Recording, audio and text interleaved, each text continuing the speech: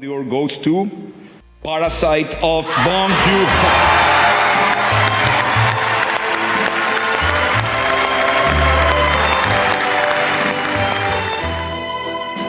지난 2년간의 칸 영화제에서 황금종려상의 영예를 가져간 두 영화는 모두 다름 아닌 가족영화였습니다. 2018년 제71회 칸 영화제의 황금종려상은 하루하루 물건을 훔치며 살아가는 도둑가족의 이야기 어느 가족이 거머쥐었고, 그리고 올해 제72회 칸 영화제 황금종려상은 전원 백수가족이 상류층 박사장 집에 위장 취업을 하면서 벌어지는 이야기 기생충이 거머쥐었죠. 그리고 역대 칸 영화제에서 무려 2번이나 황금종려상을 거머쥔 감독 미카엘 하네케가 올해 가족영화로 우리를 찾아왔습니다. 칸이 사랑한 감독 미카엘 하네케는 2번의 황금종려상 외에도 2005년엔 감독상, 2001년엔 심사위원 대상 등 데뷔 이래 지속적인 칸의 부름을 받고 있습니다. 그리고 2017년 칸에서 먼저 공개된 해피엔드는 영화 자체가 생존의 문제였던 어느 가족과 기생충에서 본 가족들과는 정반대로 부르주아 가족을 통해 인간의 위선에 대해 이야기하고 있습니다.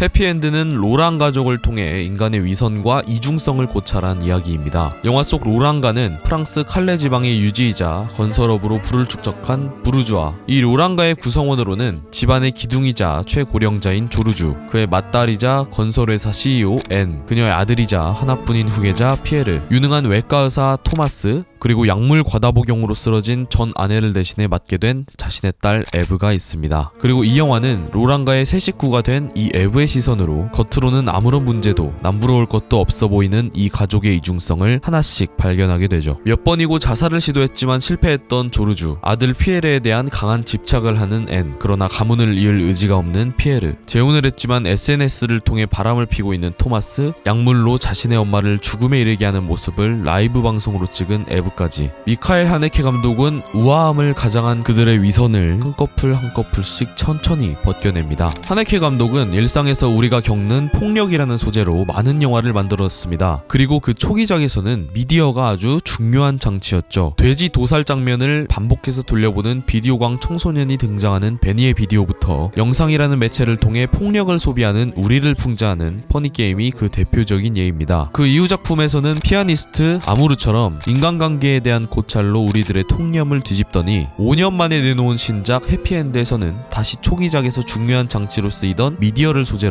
인간관계의 시작이자 끝을 말하는 가족영화를 만들어냈죠. 이처럼 영화 해피엔드는 스마트폰과 SNS가 굉장히 중요한 소재로 쓰입니다. 오프닝부터 에브가 라이브 방송을 찍으면서 엄마를 관음하는 것으로 시작해 에브의 아빠 토마스가 불륜을 저지르는 창구 역시 SNS이며, 엔딩 역시 미디어라는 장치가 굉장히 중요한 역할을 하게 됩니다. 미디어가 발전함에 따라 자신의 세계관을 확장한 미카엘 하네케 감독, 해피엔드는 어쩌면 지금까지 하네케 세계관의 집대성인지도 모르겠습니다. 하네케 감독은 인터뷰를 통해 소셜미디어에 대해 이 같은 생각을 밝혔습니다.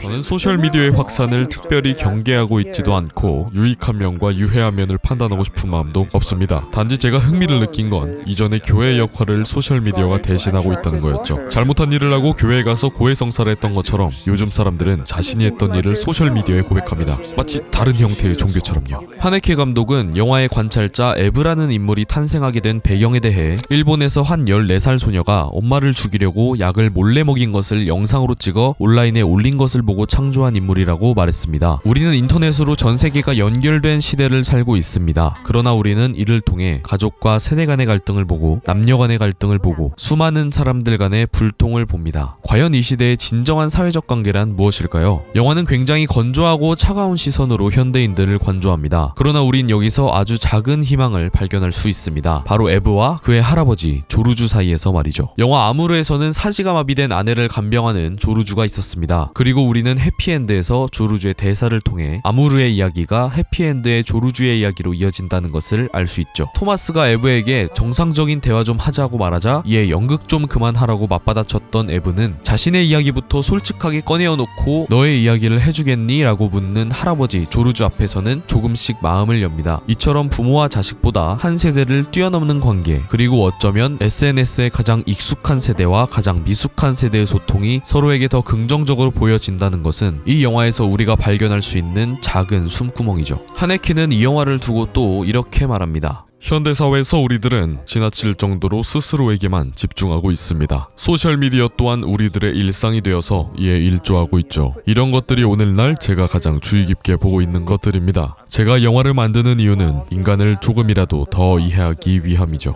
나이 80이 다 되어가는 이 거장 감독도 여전히 인간을 이해하기 위한 과정 위에 있다는 점, 게다가 그 소재로 어쩌면 자신의 세대와 가장 먼 소셜미디어를 택했다는 점에서 우리는 미카엘 하네케가 영화와 세상을 대하는 자세를 배울 수 있습니다. 그리고 전 세계가 연결된 시대를 살고 있지만 그만큼 눈앞의 상대와의 소통은 더 어려워진 지금, 이 영화는 참으로 시의적절한 가족영화죠. 참으로 시의적절하다. 한국 관객들에겐 전주국제영화제에서 먼저 소개됐던 해피엔드는 관조적인 서술과 적은 대사, 하네케 특유의 롱테이크로 영화제에선 관객의 반 이상이 졸았다는 말이 나올 정도로 다소 느리고 잔잔한 영화이지만, 미디어를 소재로 하면서 동시에 네모난 프레임 안에 세상을 담아내고 있는 영화라는 매체 또한 미디어라는 점에서 최대한 영화를 현실처럼 담아내려는 그의 의도라고도 생각할 수 있습니다. 고결한 식탁 앞에서는 가장 연극적이고 갑갑한 프레임 속에서는 가장 솔직한 고해성사를 내뱉는 지금 현대인들의 초상. 해피엔드라는 제목은 이들의 행복한 결말을 의미하는 걸 수도 있겠지만 어쩌면 오히려 행복이 끝나고 무너져버린 현대 가족들의 모습을 의미하는 것일지도 모르겠네요. 겉으로는 멀쩡해 보이지만 내부로부터 한순간에 무너져 내려버리는 이 건물처럼 말이죠.